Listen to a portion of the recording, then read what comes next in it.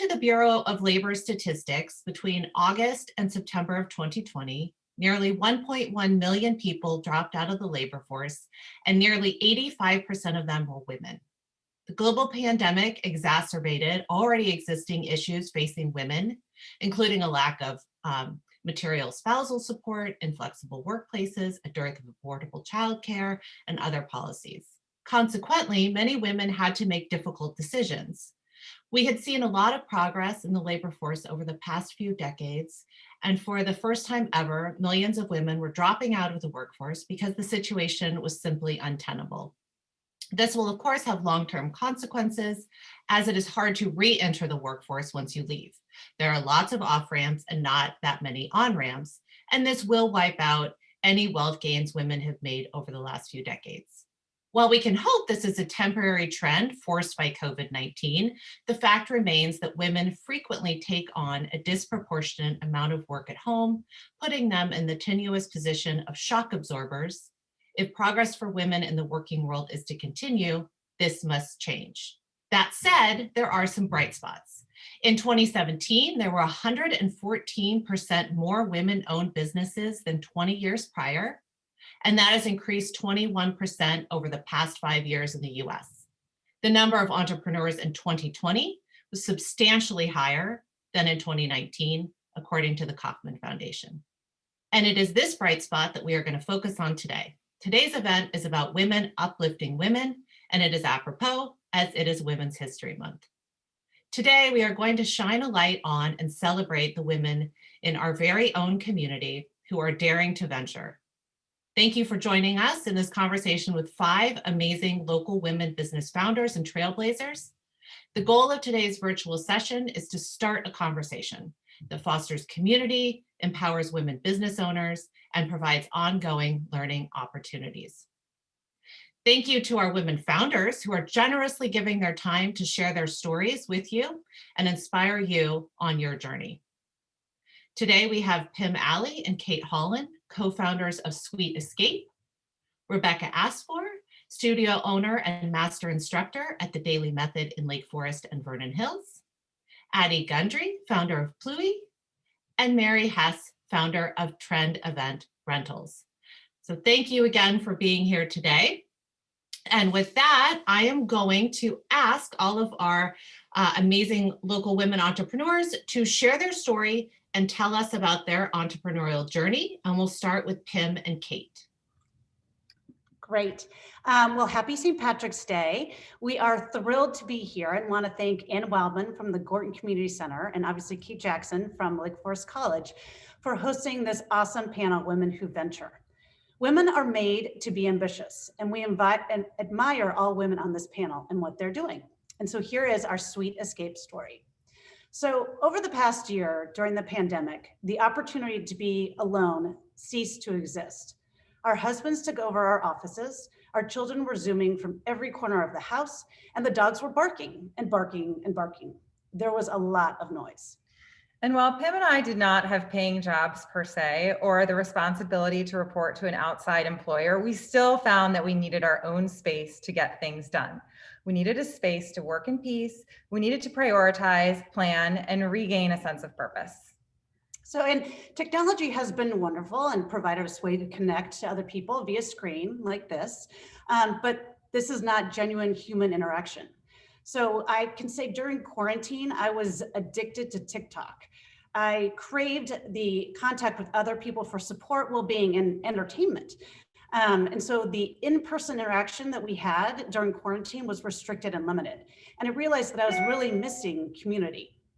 I've always loved attending events that expose me to new ideas and diversity of thought beyond my own personal circle. And living in the suburbs, I always enjoyed visiting the city, but my busy lifestyle presented a lot of challenges to make that happen as frequently as I wanted it to. I really wish there was a local space I could go to that hosted curated, thoughtful events and brought speakers, workshops, and discussion on topics that were interesting to smart and passionate women like ourselves. So one morning, Kate and I decided we'd had enough. We needed our own space, and we needed a place where we had connection, purpose, and education. So we looked around and toured various places and then looked at the Gordon Community Center and found this glorious space, as you can see behind us. And so the concept of Sweet Escape came to life. That is our story. Thank you so much. That was a wonderful story. Rebecca, how about you? Hi, I'm Rebecca. I'm the studio owner of the Dailey Method bar and cycle studios, both here in Lake Forest and in Vernon Hills. My entrepreneur story is that I actually just started as a client. I started as a student of this method at these studios, and I just absolutely loved it. I approached the owner at the time and asked her if she would ever want a business partner, and she was in fact looking to sell the business outright. So I leapt right in. I had no business ownership experience. It was an incredible learning curve, but over the last 7 years, we turned the Lake Forest Dailey Method into one of the top Dailey Method studios in the franchise of the company. 2 years ago, I decided to test my entrepreneurial skills again and open a second studio. I opened it in Melody Farms, which is just down the road in Vernon Hills. And before COVID, that studio had just finally hit its stride. Of course, now it's a whole different environment as fitness studios had to shut down and then translate online and then go outdoors and some back indoors. So we've had this whole new kind of business model that we'll talk about in a little bit. But during COVID, I launched a third business just because I needed one more thing to do. And by the way, I have 2 little children at home who are, all over the place and doing all their Zooms and all the school learning too. But a big part of our business at the studios was selling retail. And it's a passion project of mine. I have a background in retail, and I just wanted to get our retail business up and running during COVID. So I launched an online store, and it's online clothes and accessories for women at a very approachable price point. It's local in Lake Forest. I mean, I essentially run it out of my house in the Lake Forest studio. So we can drop off, same day delivery, maybe even like you can come to the studio and pick it up. And it's this really wonderful way that we're able to keep our businesses afloat and go into this new endeavor. So it's been kind of my 3 jobs, 2 studios, 1 retail store entrepreneur story. And 2 kids. And 2 kids. Yeah, exactly. Thank you so much, Yeah, Rebecca. of course. Thank you for having me. Of course. Thank you for joining us. Addie, tell us about Pluie and how that came. Yes. So hi, everyone. My name is Addie Gundry. I am the founder of Pluie, and Pluie is the world's first and only self-sanitizing diaper changing table for public restrooms. The simplest way to describe it without being too rude is we are trying to replace koala care, which many people have seen, whether you use it or not, you've likely seen one. And we want to make it a better experience for parents and for children, as well as business owners. So there's sort of a proposition for everyone involved in using Pluie. Our table is cleaner, it's more comfortable, and it's much more convenient. My story starts with and continues to sort of revolve around my little kids. I've changed many diapers. I have a 3-year-old and a 1-year-old. Cooper, my now 3-year-old, was almost 1 when I had a very challenging diaper changing moment. There was not a changing table in the men's room, which instantly was insulting and interesting to me, that many businesses still today are making that choice, whether it's something they don't notice or whether they choose to not put one in a men's room. I immediately was interested in that. I had to change the blowout. I also often joke, maybe my husband just said there wasn't one in the men's room so that I had to change the diaper. But regardless of that, I had a diaper changing moment that I'll never forget. It was dirty, it was uncomfortable, and nothing about it was convenient. And so I got back to the table at this fast casual burger joint and said, I think we could make a better one. I was working full-time in a test kitchen. My background is in culinary, and my favorite job within my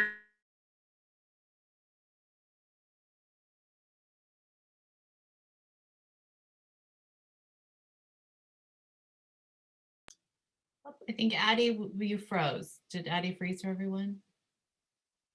Okay. We'll move over to Mary, and then we'll come back to Addie when we unfreeze. Mary, can you tell us about your entrepreneurial journey? Sure. So first of all, I want to say thank you so much to Ann and Kate for having everybody here. And I love being with all these ladies because I have so much respect for all of them and everything they're doing. So thank you for including me.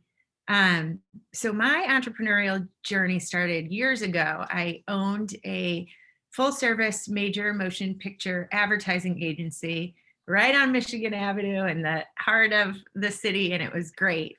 And we specialized in new film releases. So it was a ton of fun. I mean, we had celebrities. It was the days of Oprah and Siskel and Ebert. And so it was just great. And Chicago was always a big stop. And so a lot of our work revolved around events and publicity and promotions. And what I loved about it is that every weekend it changed, because every week a new film would open. And so we'd start, we'd end that film and get ready for the next one, or the following weekend, there'd be 3 more films. And it just went on like that. So I really loved project management, and I loved events. And so anyway, I sold the agency because it kind of became a Walmart world whereby bigger agencies across the country. And so sold that, and then was lucky enough to stay home and raise my children. And then as they started getting older, or well, I guess when they were younger, I kind of did what, a lot of people do. And I went into over volunteer mode and, and started volunteering in different positions, which I love too. I had a blast doing that, but I thought, okay, I'd love to get back into project work. So I started, tiptoeing back in, which was like a little scary, after years of not being in the business or in business. And then, I was under contract when the pandemic hit, and they had to cancel my contract, which, was fine. It was great. I was working for a men's grooming line and doing their sales. And then when the pandemic hit, I thought, boy, I always wanted to go back to business school. So I did that and did an online business course. And what rose to the top was event rentals. Pandemic, well, crazy. It was great. And the creative side and the event side, and it's constantly changing. And really, it's just such a great space with so many creative and fun people. And my favorite part, my deeper purpose, is connection. And I think, like Rebecca mentioned, it changed, and everybody mentioned it changed so much during the pandemic. And so I thought, boy, I really want people to connect again, and what a fun way to do it. So that's my story. And that's how I ended up with Trend Event Rentals. Thank you so much. And Mary is one of the first people I turned to when I was launching Mother Funder. So she gave me lots of really good ideas and helped me redesign my whole website. So Mary, I'll just stick with you for a moment. And if you could tell me where you find energy and inspiration, and sort of what keeps you motivated and joyful during these, pandemic times. Well, I can just say, to start off, I think that so much of what we do sometimes, or our fears and whatever are just inside our own heads. And it's really sometimes challenging to get outside of your head. I when I wake up every morning, I think, okay, don't let my head get ahead of my, ahead of me, because it can be really scary, with business right now, and with your family and everything that's been going on. So honestly, like, I just have, I stick to a morning routine that I do every day. I do yoga, I do meditation. I really have to get outside of my head sometimes. And I have deep faith that really helps me, which, I love. It's just an anchor for me. And great family. And I would say, honestly, one of the things that's most motivating to me is our community, and having other, well, for me, it's my life. I love my husband, and, we love all the men in our lives, but a lot of the women, whether it was parenting, to starting a business, it's unbelievable how much the community helps and reaches out. So anyway, I think that's a lot of, the motivation is the people that are around us. and and everything within us, and then really digging in when you open a business to figure out what your purpose is, like beyond the everyday business. I would say that everyone here has a purpose, that came out of their jobs that really has nothing probably to do with what we do every day, but it's more of what we want people to feel and experience through our company. So I think that's kind of it. That's perfect. No, that's wonderful. You gave us a lot to think about, a lot to help us keep going right now. So thank you so much for that, Mary. And Addie, we would love to hear your funding story. There's always so much talk about, and I'd love for everyone to chime in, but how we fund ventures. So there's a difference, right, between the resources needed to start up and the resources needed to scale up. And I know that you have such an interesting story here. So if you could talk about how you funded your venture, any obstacles or challenges that you've encountered, and sort of how you overcame them, and then what you learned along the way, I think everyone will find valuable. Sure. So I apologize. I cut out there back with some internet issues. I often joke I need to come to Sweet Escape, but that was a live confirmation of the case. So I do need to. But I was incorrect in what I was saying. I was saying my favorite job was in innovation, but my favorite job really, of course, now is being a mom. And so my kids are both very much now, even in my new background, part of my founding story. Cooper was the inspiration for the idea as the child I was changing on the table. And I always say now that Claire was the one who really helped me bring it to life. So I recognized pretty early on that I needed a significant amount of capital to create the product that we have. It's an interesting concept in that we needed the table to exist, to sell it, and to validate that there was a need for it. And so that makes for a very challenging fundraising experience, in that the questions you immediately get are, do you have sales? And obviously not without a product. But then even what I could not answer was, have you talked to potential customers and would they buy the table? And that answer was no as well, because without the actual product, I could not go to Target and Walmart and Starbucks with a piece of paper. And so what became quite challenging about the product I was creating is that it's an expensive one to build. Our table has 83 parts, and not even to get to those 83 parts, you need about $150,000 in tooling just to create the tools to create the parts. That doesn't account for then the certification process we went through. That cost over $100,000. That's required by law, as well as, of course, filing IP, legal fees, et cetera. And so we had this idea. Originally, my husband and I thought, we'll put in a few $1,000s and see what we can create. And I don't take that lightly, because a few $1,000s is a lot. So whether you're starting out and you want to invest $50, $500, or whatever is comfortable or not comfortable to you, it was a great risk we were taking while I was working full-time in a test kitchen still, raising our child, and not even knowing if this diaper changing table was something we could create or if someone would even buy it. And so we put in a little bit of our own money, recognized quickly that there was an opportunity, and then quickly that we needed about $500,000 to actually create it. And what's challenging, like I said, about funding or fundraising without the product and validation was that you really were raising money with friends and family. I was too early to go to a traditional institution, so a VC or angel investment group, because we didn't have any traction, validation, or sales. So that really early stage funding, which was still a lot of money, we raised $800,000. And by we, I'm not talking about me and my husband. I'm talking about me and my daughter, Claire, who I said brought this to life with me. I wrote a pitch deck on a Sunday. She was born on a Friday. And my favorite photo of the two of us is on a Tuesday. She was 5 days old, and she was the size of my hand, and my computer was in the other hand. And we spent my 6 weeks of maternity leave raising money. It was through friends and family. As I said, it was too early of a stage to go out to a bigger institution. But what I've learned really quickly was only to raise what you need.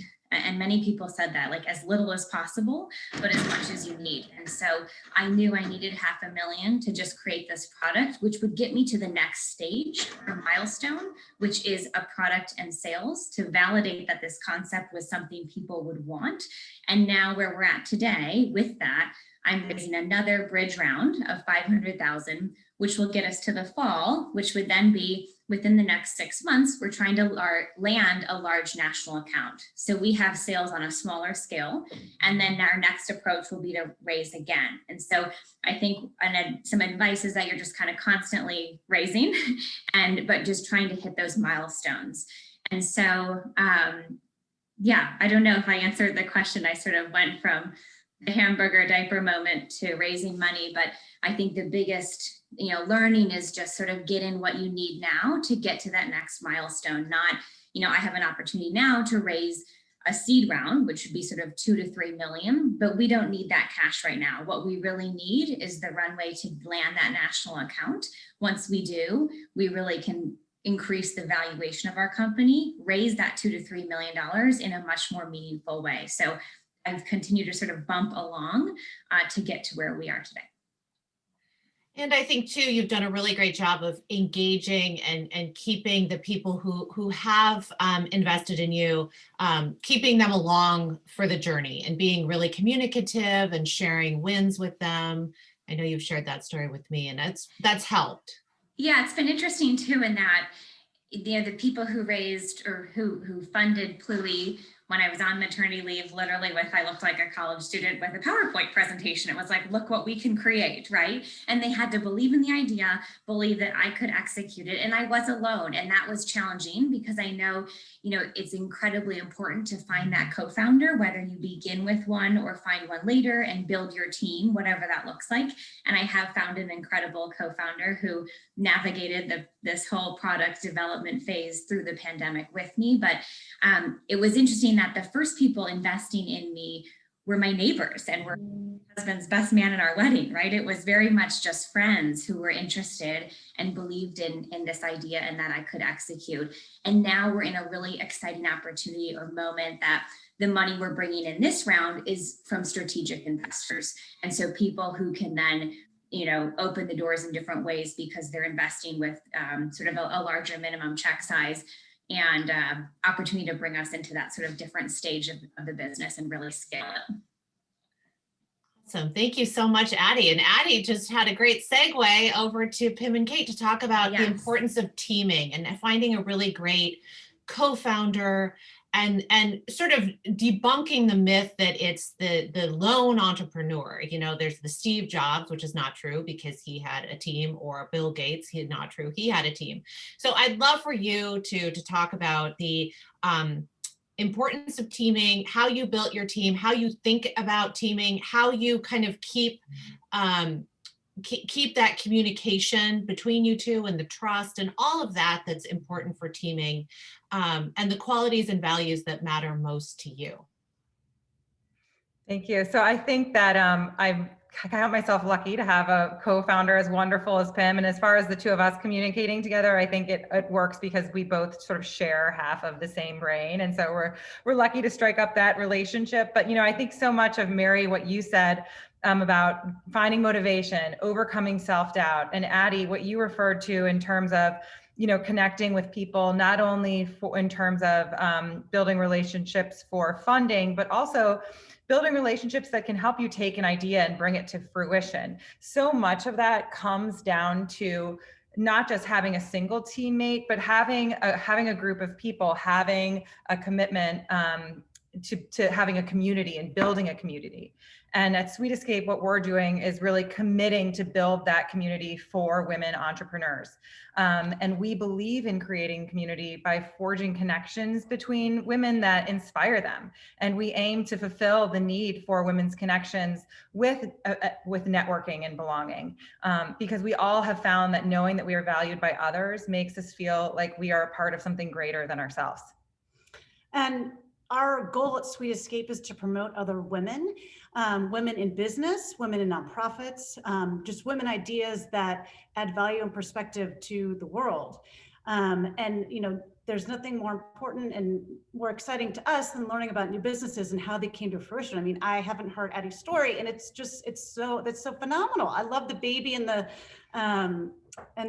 laptop, but it definitely is about team. It definitely is. Kate and I met at we co-chaired the Lake Forest Country Day auction, and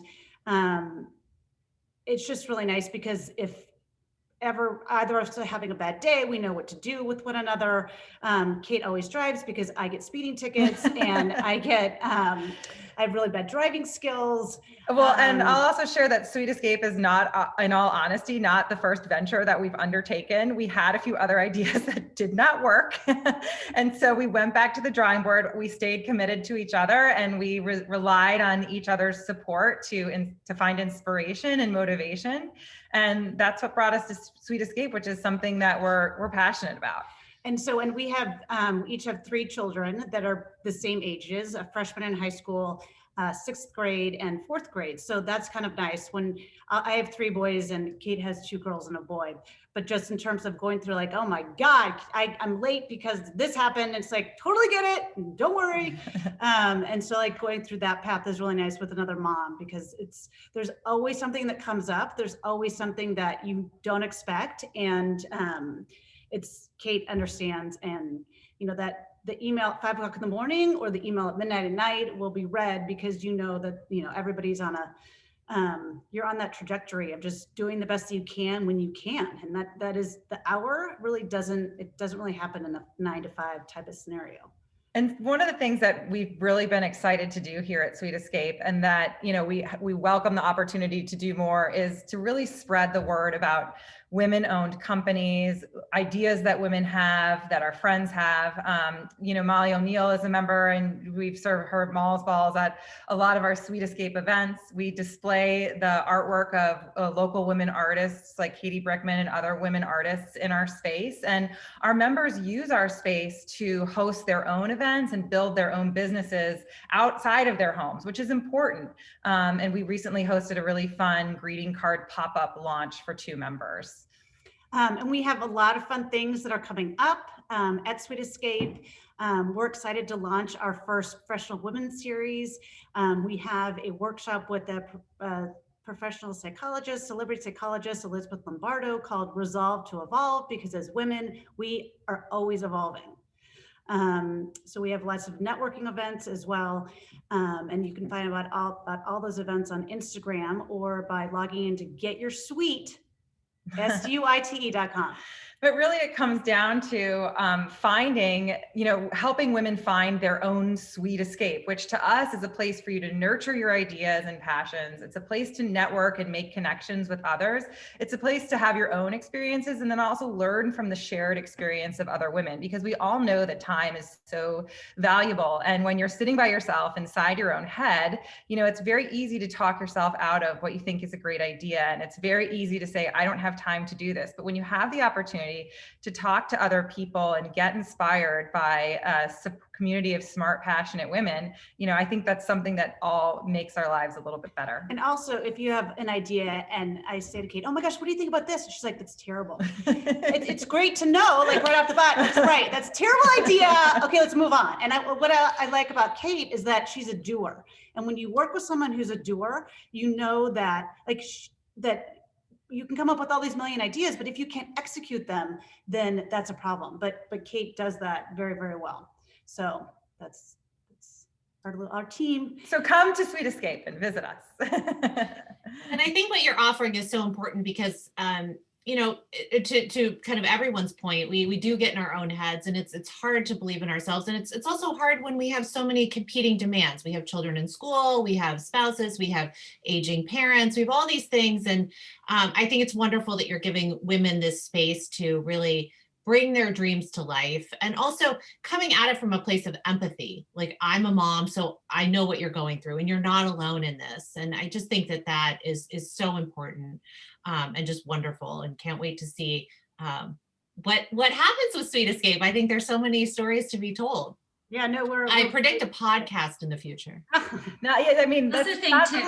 What I love about what you guys are doing is that you've created a space for women with infant ideas or smaller, you know, on that early stage, like where I was, to network. And I don't take lightly that I was able to raise money through friends and family because I had a network I could tap into, where you're creating a network that people, Kate Jackson and I talk a lot about, who may not have that network. And you guys are really creating one for people to become a part of. And I think, and speaking back to fundraising, networking is key, and you're literally creating this space for people to do just that. So I think it's all very related and really powerful what you guys are doing. And that network capital is as valuable, I think we can all agree, as financial capital. And just like forms of funding and financial capital, you have to invest in it, right? And it compounds and it grows over time. And so I think sometimes devalue it a little bit. And I do think it should be considered of equal value to financial capital. So I think it's amazing that you're talking about that. We are going to shift over to Rebecca, who's going to tell us her story about how you have been able to survive and thrive and start a new business all during COVID, because you've had to do a pandemic pivot. So if you can tell us about how it impacted your business and sort of what you've done along the way. Sure. It's a really timely question, because it's 1 year ago today, St. Patrick's Day of last year, that we started our virtual classes. But just a couple of days before that, we knew that something was coming, right?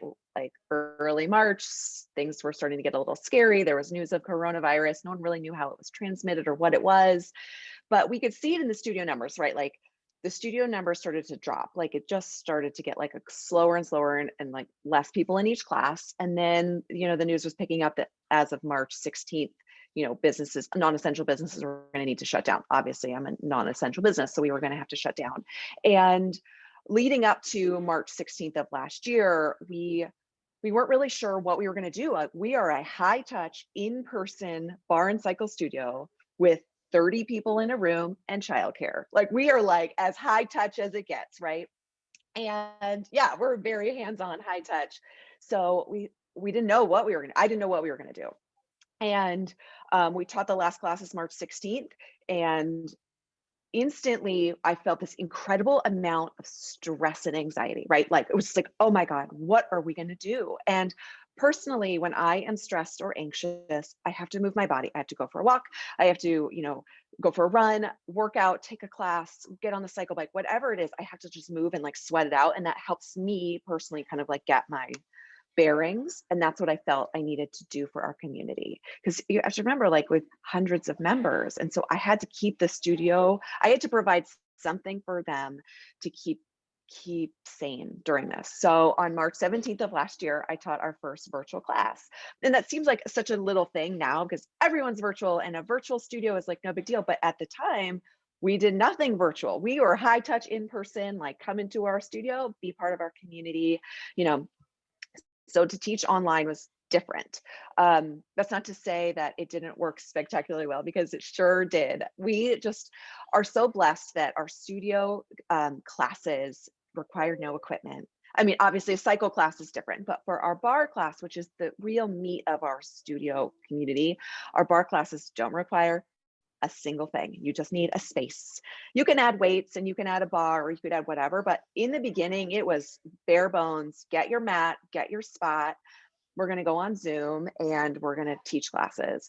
The other thing I think we benefited from was that I used to be a consultant. So I know about Zoom. Like I know how to like get links out and like, okay, here's what we're going to do. So this for me was like a consulting problem I had to solve. We needed to keep the studios open, keep memberships active. We needed to provide a full schedule of classes to do that. So March 17th, I taught my first class, and it was like, what's today? Today's Wednesday. So it was a Tuesday of last year. I said, okay, community, we're going to teach one virtual class a day on Facebook Live for the week.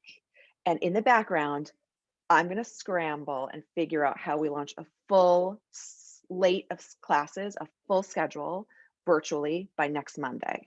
So God bless my teachers. They each taught a class. We went to the studio individually because we weren't sure if I taught on Tuesday in the studio, if coronavirus would still be in the room for the next day, right? We spaced each teacher out and like made it very like, it's safe, we've cleaned it, one day at a time in the studio. And then by Monday, I had revamped the schedule, launched with over 20 classes, and built a website, because I knew that we could do 7 a.m., 7:30 classes, 9 o'clock classes, some sort of like midday kind of take a lunch break class, some sort of evening class. But I also knew my schedule as a mom was crazy. I didn't know when my kids were going to need me to get them on their next call, or like when I could take a break and take a class.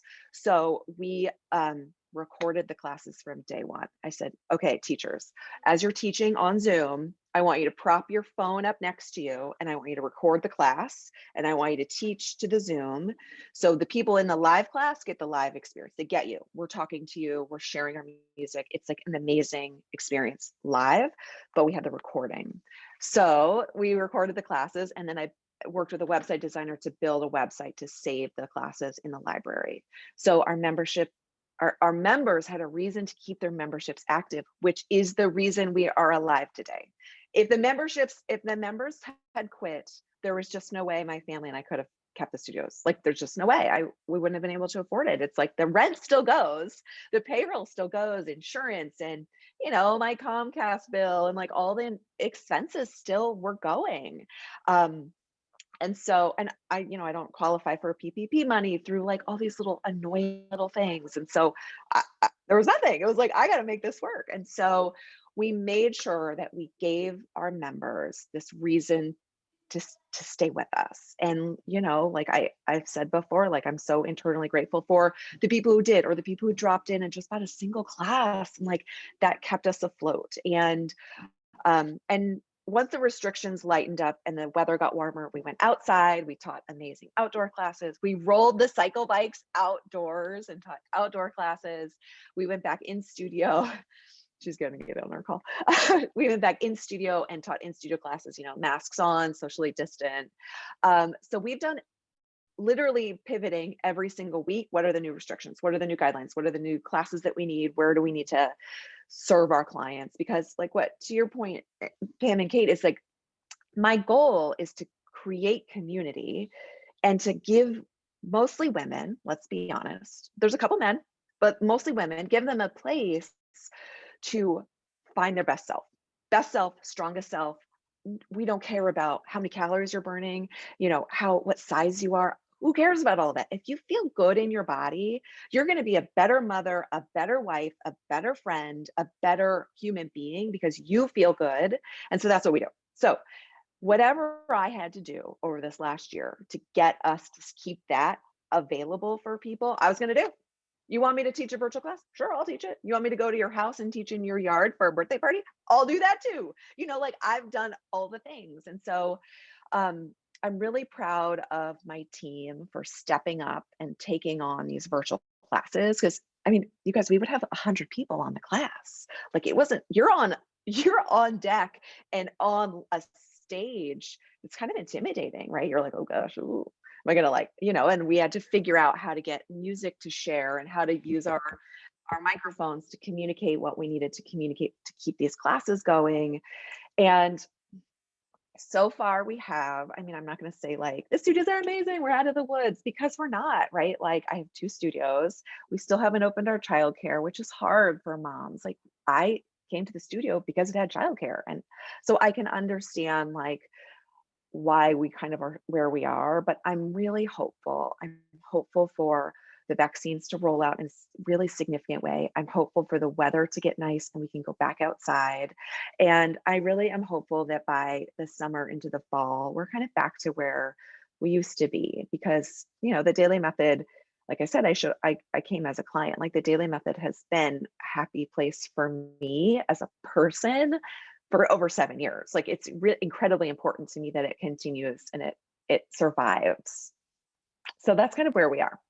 That's the story. Yeah, that is such an interesting story. And I love the Dailey method. I have some follow-up questions. Sure. So it's so interesting to hear how you've iterated, how you pivoted. I feel the same way coming from consulting. It was like, oh, you want me to go online? Okay, Yeah. let's go online. Let's do it. Let's figure it out. Yeah. But I'm wondering if in what you've offered and continuing to offer these classes to your members, if you've seen, and I don't know how you'd measure this exactly, but just their gratitude and increased loyalty to the Dailey method because you were there for them when they needed you. So I might even like choke up when I say this. I think so. Like, right. So I think there's a handful of clients who I don't see in person, who are just taking virtually, and maybe they're just taking from the library. And I mean, if they've kept their memberships active this one year, like, I mean, I'm like, oh my God, I just want to give them a hug when I'm allowed to give them a hug. But I will say we have got new people who've joined too. So I think, I think the members, I'm hopeful, are see how hard we've worked. But I will say there's this one specific member who, the second we reopened our indoor classes, she's been there every single day, and she's got her spot, and we know that's her spot. And it's just funny. Like, it's like, if she's not there, we're like worried about her. And I was in tears one day, because that's kind of like my life right now. It's like ups and downs. Like, we're going to survive. Oh, we're going to die. We're going to survive. Oh, it's like, right. It's just always a roller coaster. And I think I was in tears one day, and she wrote me a card, and she gave me a check. Like, she was like, here's a little bit of money. Like, please take your team and like put some more classes on the schedule on me. And I was like, oh my God, I couldn't believe it. And I did. And I was like, these are Beth's classes. Like, oh, delete that out. these are her classes. Like, she is funding us to stay alive. And that was a really incredible moment for me. It's like, as a small business owner, like, you pay yourself last, and I'm in a situation where I'm not paying myself this year. So it's like a lot of work, and everything goes back into the business. And for her to like literally put her money where her mouth was, I was like, holy smokes. So I see it. And I feel like we're just trying to do our best to keep this wonderful community alive. And at some point it will turn. Well, I think that clearly demonstrates loyalty. That's amazing. I was like, oh my God. I think, Rebecca, one of the things that you mentioned, it sort of resonates with Pim and I, because it's a conversation that we have a lot, which is the idea of, you love what you do so much, and you love your clients so much, you would do it for free.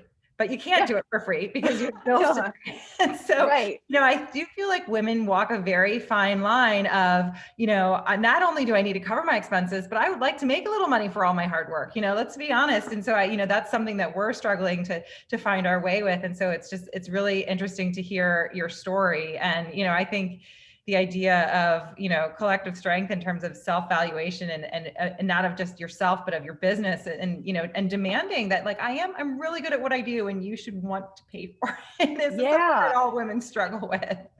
Yeah, it is a really hard thing. And I think people have a hard time asking for money and saying, like, this is actually a job, like this, I really do need to like, get paid to do this. I think, and then I take a step back and I say, okay, money is an exchange of time, and like how valuable your time is. So it is okay as women to pay ourselves and to say, like, I'm worth this. And I will tell you that in the last few months, I've said, I'm just not discounting our memberships. Like, it is what it is.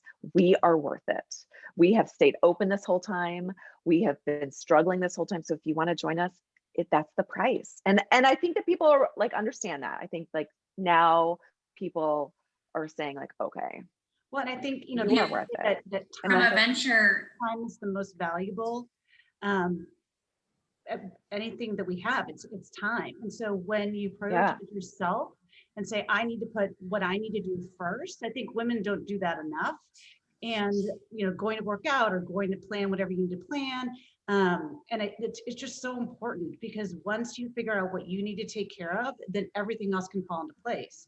So, I will say from a venture and fundraising standpoint, it's an interesting dynamic in that, you show a line item of what you will be paying yourself for other people. And unfortunately still today, I think there is a, man or woman as a founder, you don't pay yourself very much. And that's just part of sort of what's part of fundraising. There's certain rules, how much % you could be paying to yourself or staff in the overall scheme of what you're raising. So I think that sort of system needs to change as well, because I haven't taken a salary from my first raise and won't from my bridge raise. So when I take a salary, it will be from our seed round, because that's just sort of how it works. And forget the implications of that. So there is an interesting sort of dynamic of raising money as a founder and then knowing you really can't pay yourself, because that's not really how it works. And so I think that's been something learning too about, the ability for me to do this has been also a big, burden on our family, right? Taking that risk because we can't, take a fat salary through the company. So there's some interesting dynamics to salaries and paying yourself in raising money. Mm-hmm. Yeah, I've never thought about it that way, but I believe it. Sorry, I'm muted. I just popped up a slide from Lean In. They have these Lean In cards for women. And I thought this was really interesting because, we are all professional women. We've all experienced having to go in and negotiate our salaries, negotiate raises, and now as entrepreneurs, asking people to pay us and valuing it. And so it's fascinating to me, just the psychology of it, because the social norm is, of course, that we shouldn't ask for money, that, we do want to be liked and we want to be considered communal and selfless, as this card says. And so I just wanted to put this up just as a reminder. And if there are any more thoughts on, how we get past this as women and feeling like we can value ourselves enough to ask to be paid what we're due in the marketplace. Any other thoughts on this? I think there are a lot of women that are out there that are singing the same tune.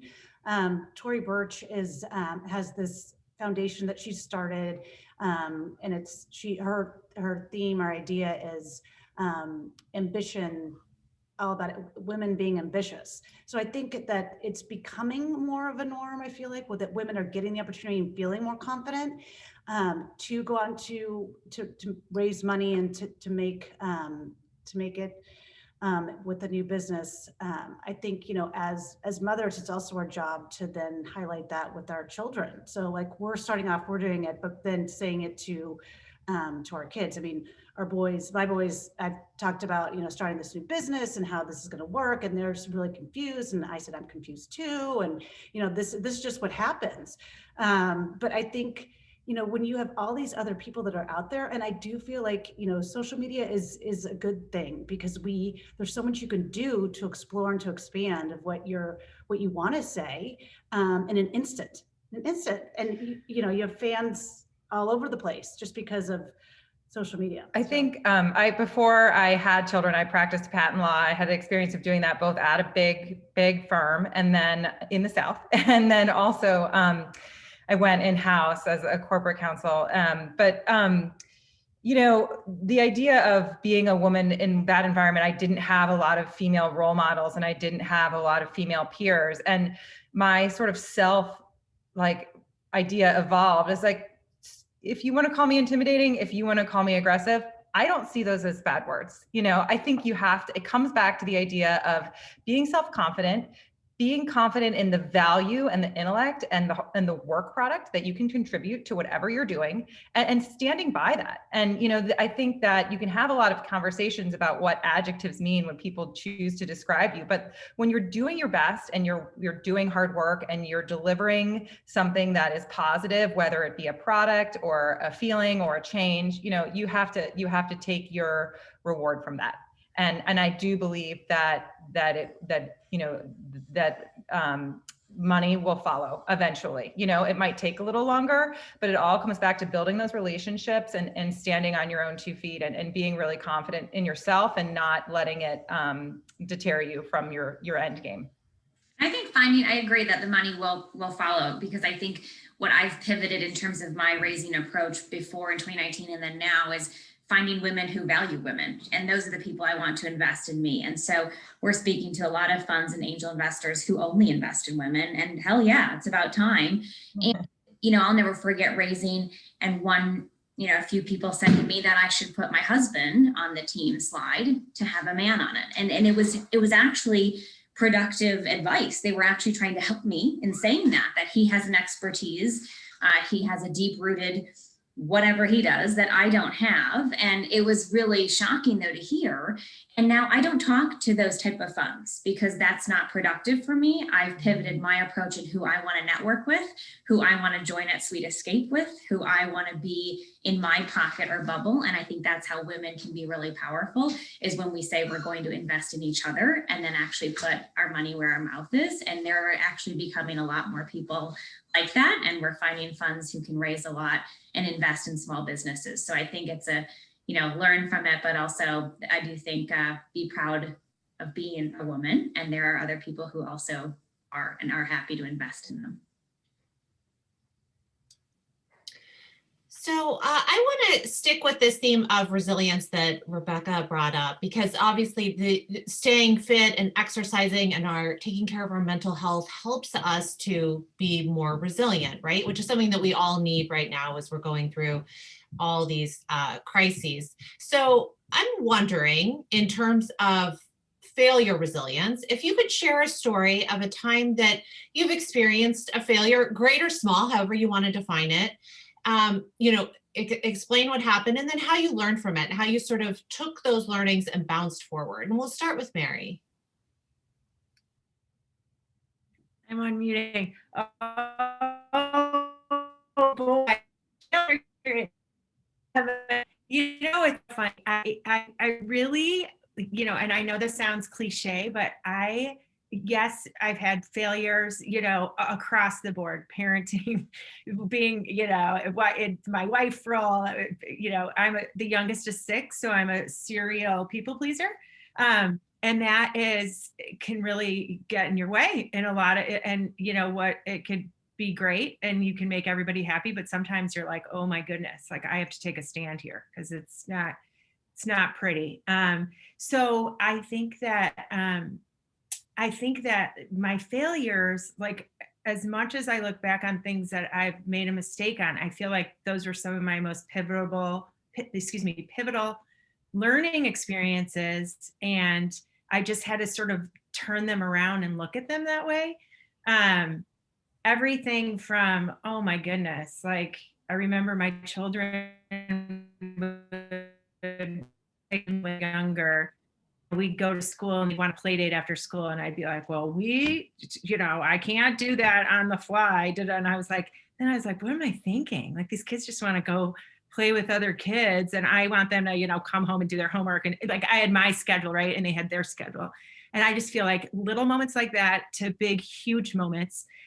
One time, this was back in my other career, I had Richard Gere coming into town, and somebody wanted to do an interview with him and his publicist didn't want them. And so I had the reporter chasing me at the airport with Richard Gere.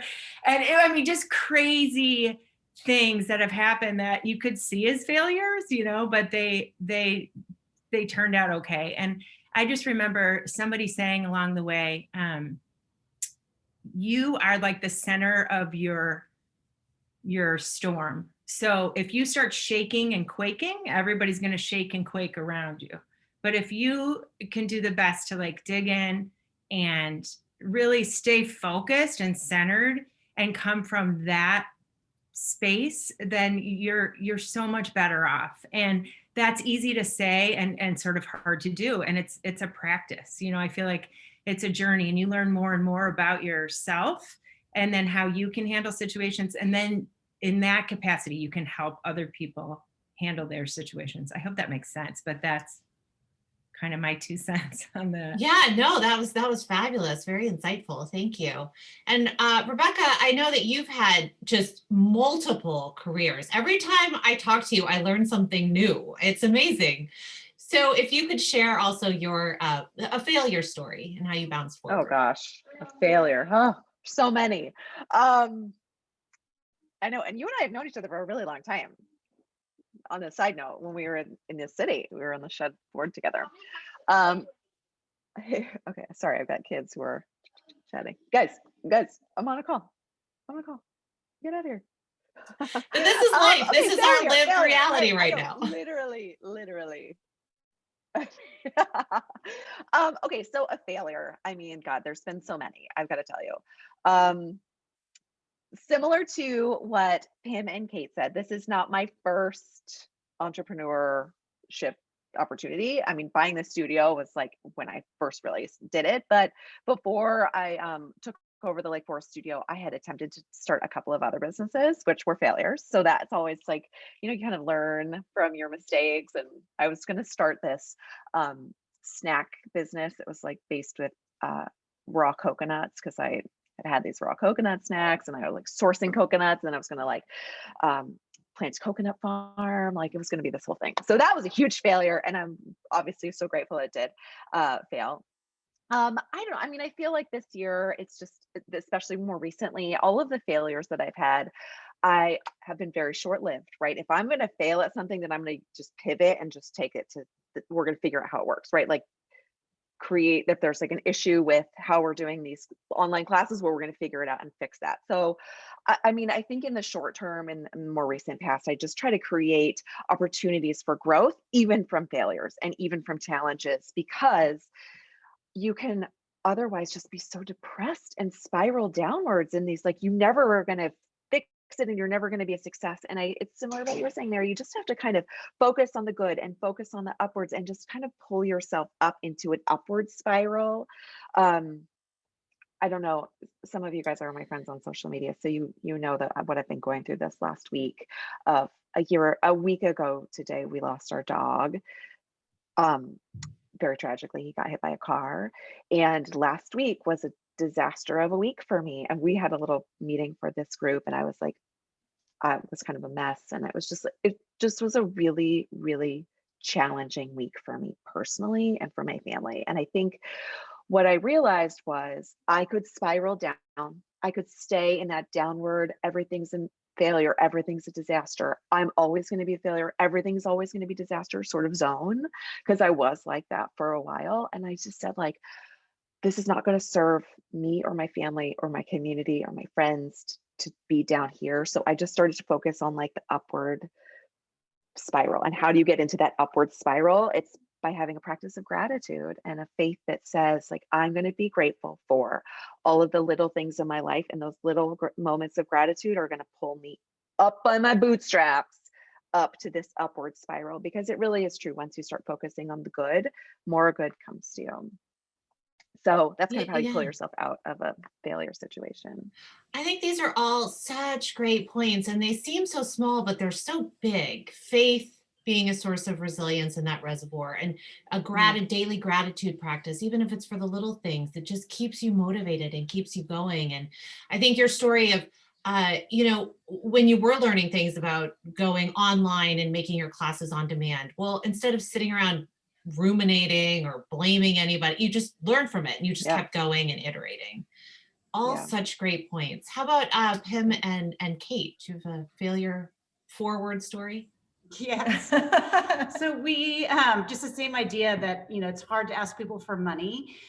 We started another business and we went in with a client, and we did not effectively negotiate our payment structure.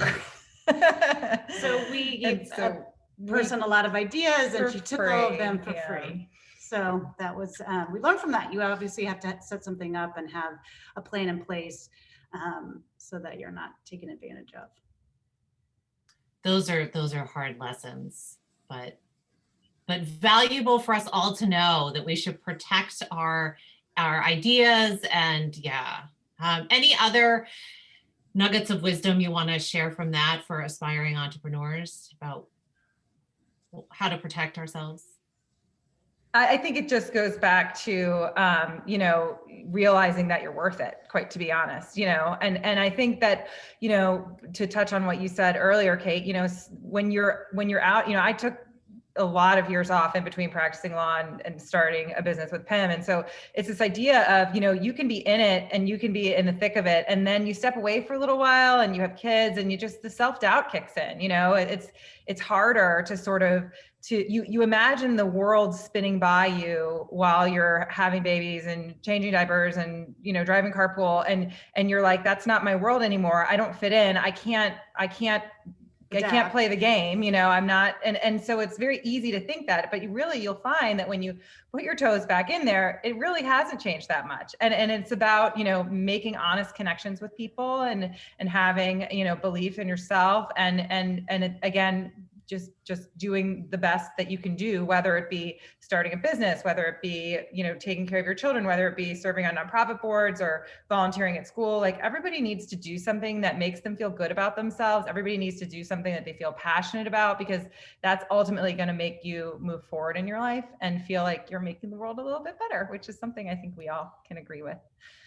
something that women entrepreneurs are uniquely positioned to do. We tend to, especially as moms, tend to want to do something that's actually going to make the world a better place. And just the research has really borne out what you're saying exactly.